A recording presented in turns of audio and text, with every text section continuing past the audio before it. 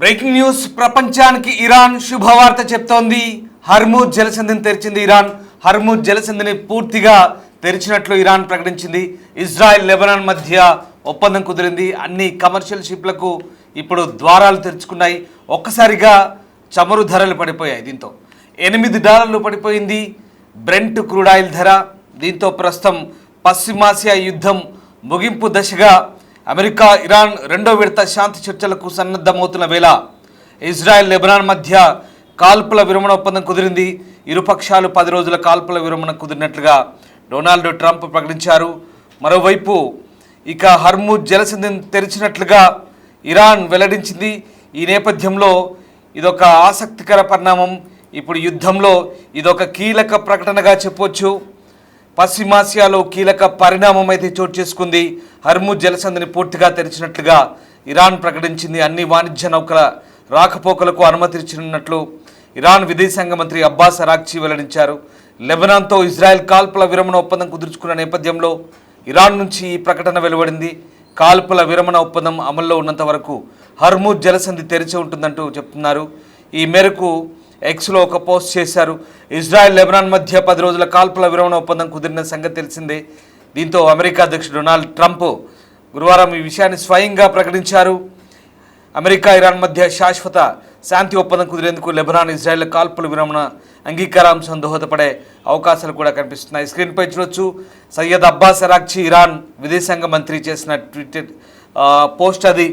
In line with the ceasefire in Lebanon, the passage for all commercial vessels through Strait of Hormuz is declared completely open for the remaining period of ceasefire on the coordinated route as already announced by Ports and Maritime Organization of the Islamic Republic of Iran అంటూ Syed Abbas Araghchi వెల్లడించారు. Iran విదేశాంగ మంత్రి చేసిన కీలక ప్రకటన అది. Hormuz జలసంధిని పూర్తిగా తెరిచినట్లు Iran ప్రకటించింది. అన్ని వాణిజ్య నౌకల రాకపోకలకు అనుమతించనున్నట్లుగా ఇరాన్ విదేశాంగ మంత్రి చెప్తున్నారు. లెబనాన్తో ఇజ్రాయెల్ కాల్పుల విరమణ ఒప్పందం కుదుర్చుకున్న నేపథ్యంలో ఇరాన్ నుంచి ప్రకటన వచ్చింది. కాల్పుల విరమణ ఒప్పందం అమల్లో ఉన్నంత వరకు హర్ముజ్ జలసంధి తెరిచే ఉంటుందంటూ ఆయన ఎక్స్లో పోస్ట్ చేశారు. దానికి సంబంధించినటువంటి కీలక అప్డేట్ చూస్తున్నాం. ఇక పశ్చిమాసియా యుద్ధానికి ముగింపు పలికేందుకు పాకిస్తాన్లో మలిదశ చర్చలకు సన్నాహాలు జరుగుతున్నాయి. వచ్చే వారం అమెరికా ఇరాన్ మధ్య రెండో విడత శాంతి చర్చలకు ఆతిథ్యం ఇచ్చేందుకు అటు పాకిస్తాన్ కూడా సన్నాహాలు ప్రారంభించినట్టుగా అధికారులు చెప్తున్నారు. ఇరుపక్షాలను తిరిగి చర్చలకు ఒప్పించడానికి దౌత్యపరమైన ప్రయత్నాలు జరిగాయంటూ పాక్ అధికారిక వర్గాలు చెప్తున్నాయి. తాత్కాలిక కాల్పుల విరమణ పాటిస్తుండడం వల్ల ఈ ప్రయత్నాలు విజయవంతమైనట్టుగా అధికారిక వర్గాలు చెప్తున్నాయి. గత వారం పాకిస్తాన్లోని ఇస్లామాబాద్లో శాంతి చర్చలు జరిగాయి. కానీ ఎలాంటి ఒప్పందం కుదరకుండానే ఈ చర్చలు ముగిశాయి. దీంతో ప్రస్తుతం మరొకసారి దీనికి సంబంధించినటువంటి అడుగులు పడుతున్నాయి. ఇక 10 రోజుల కాల్పుల విరమణ ఇజ్రాయెల్ లెబనాన్ మధ్య కుదిరినట్టుగా ట్రంప్ ప్రకటించడంతో ఇప్పుడు అటు ఇరాన్ కూడా దిగొచ్చింది. ఇరాన్ తాజాగా హర్ముజ్ జలసంధిని పూర్తిగా తెరిచినట్లుగా కీలక ప్రకటన అయితే తెరిచింది. నౌకల రాకపోకలను ఇక తాము అడ్డుకోబోమంటూ ఇరాన్ చెప్తోంది.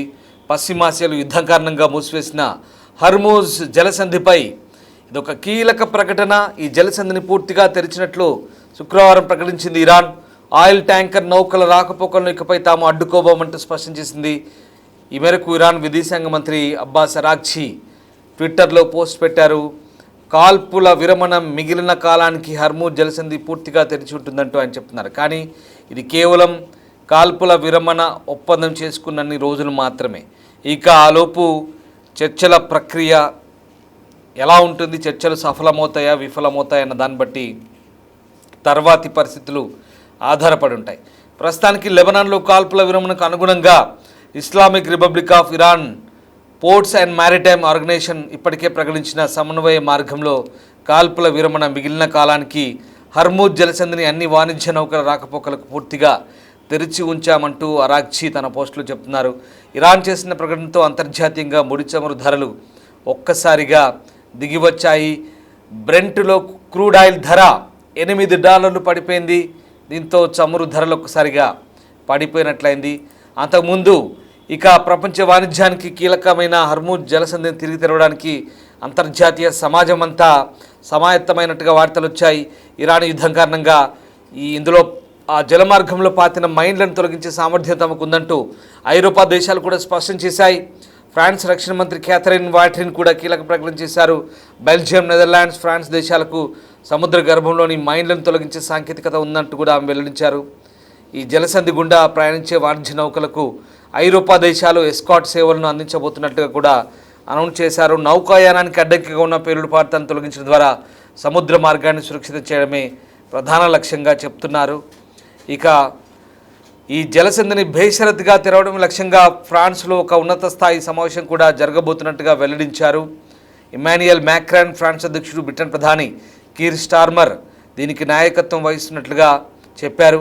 జర్మనీ ఛాన్సలర్ ఫ్రెడరిక్ మేర్జ్, ఇటలీ ప్రధాని మెలోనియా సహా సుమారు 40 దేశాల ప్రతినిధులు ప్రత్యక్షంగా లేదా వర్చువల్గా పాల్గొనబోతున్నట్లుగా వెల్లడించారు. కానీ అంతలోనే ఈ కాల్పుల విరమణ ఒప్పందానికి సంబంధించి ట్రంప్ కీలక ప్రకటన చేయడంతో ప్రస్తుతం ఇరాన్ కూడా దిగి వచ్చింది.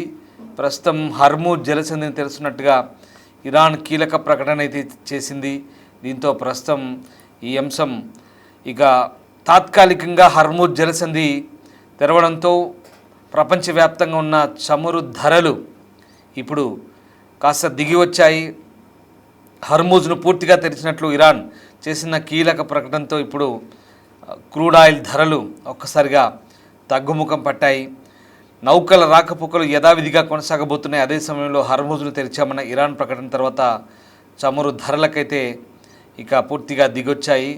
ట్రంప్ మధ్యవర్తిత్వంతో ఇరు దేశాలు తాత్కాలికంగా యుద్ధానికి విరామం ఇవ్వాలని ఇజ్రాయెల్, లెబనాన్ నిర్ణయించాయి. ఈ విషయాన్ని గురువారం రాత్రి అంటే భారత కాలమానం ప్రకారం ట్రంప్ తెలిపారు. తన మధ్యవర్తిత్వంతో ఇరు దేశాలు కాల్పుల విరమణ అంగీకారం తెలిపాయంటూ గంటల వ్యవధిలోనే ఇరు దేశాలు వినిపించిన బాంబుల మోతలకు ముగింపు పలకనున్నట్లు ట్రంప్ వెల్లడించారు. నిన్న రాత్రే ఈ కాల్పుల విరమణ అమల్లోకి వచ్చింది. ప్రధానంగా లెబనాన్ అధ్యక్షుడు జోసెఫ్ ఔన్తో అమెరికా విదేశాంగ కార్యదర్శి మార్కో రూబియో ఫోన్ చేసి చర్చలు జరిపారు.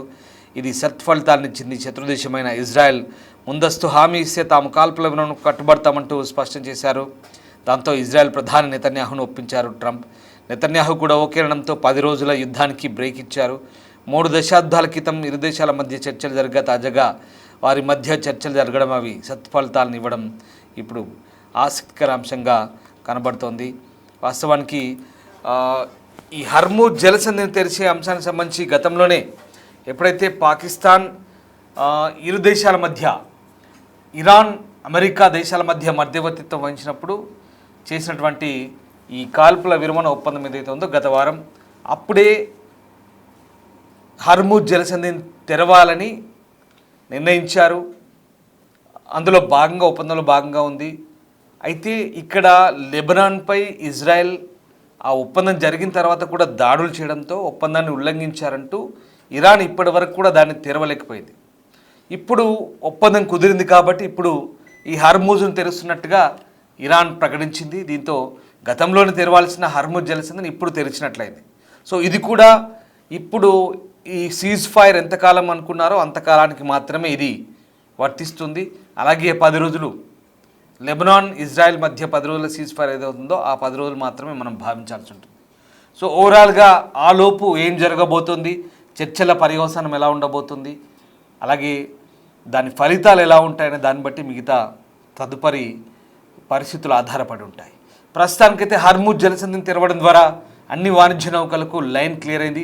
అదిగో మనం చూడొచ్చు హర్మూజ్ ప్యాసేజ్, హర్మూజ్ స్ట్రైట్ ఏదైతే ఉందో ఇప్పుడు అది ఇక పూర్తి స్థాయిలో ఈ మ్యారిటైమ్ నౌకలు పనిచేస్తాయి. నౌకాయాన వ్యవస్థ ఏదైతే ఉందో అదంతా కూడా క్లియర్ అవుతుంది. ఇక నుంచి అంటే దాదాపు ఈ సీజ్ ఫైర్ అమల్లో ఉన్న కొద్ది రోజులు కూడా పూర్తి స్థాయిలో ఇది ఇక తెరుచుకొని ఉంటుంది. ఎక్కడ ఎవరు ఆటంకాలు కల్పించారు, ఇరాన్ కానీ లేదా ఇటు అమెరికా వైపు నుంచి కానీ ఎక్కడ ఆటంకాలు ఉండవు. అంతకుముందు ఇరాన్ దిగ్బంధం చేసింది, దాని తర్వాత అమెరికా దిగ్బంధనం చేసింది. ఈ రకంగా హర్మూజ్ జలసంధి అంతర్జాతీయంగా వివాదాస్పద మార్గంగా మారిన నేపథ్యంలో ప్రస్తుతం చమురు రవాణా అనేది తీవ్ర ఇబ్బందులు కలిగాయి. దాంతో ఎప్పుడైతే ఫిబ్రవరి 28న యుద్ధం ప్రారంభమైందో అప్పటి నుంచి దాని నెక్స్ట్ డేనే హర్మూజ్ జలసంధిని క్లోజ్ చేసింది ఇరాన్. అప్పటి నుంచి కూడా ముఖ్యంగా దక్షిణాసియా దేశాల్లో చమురు కొరత ఏర్పడింది.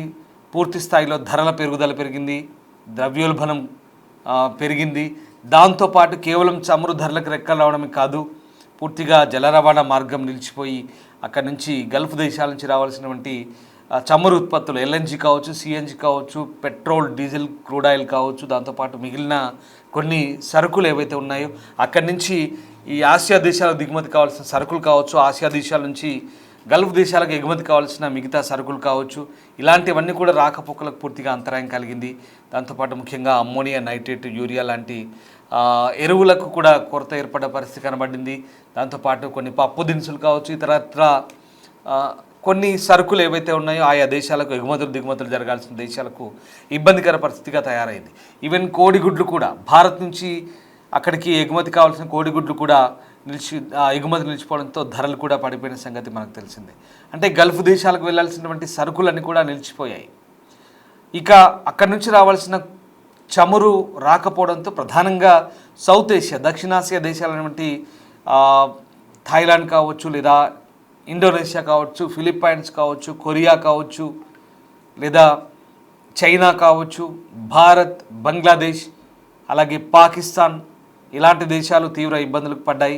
మనం భారతదేశం ముందు చూపుతో కాస్త సర్దుబాటు చేసుకోగలిగాం. రష్యా అలాగే మిగతా దేశాలతో మనం సర్దుబాటు చేసుకోగలిగాం. కానీ మన పొరుగు దేశమైనటువంటి పాకిస్తాన్ పూర్తిగా లాక్డౌన్ని ప్రకటించిన పరిస్థితి కనబడింది.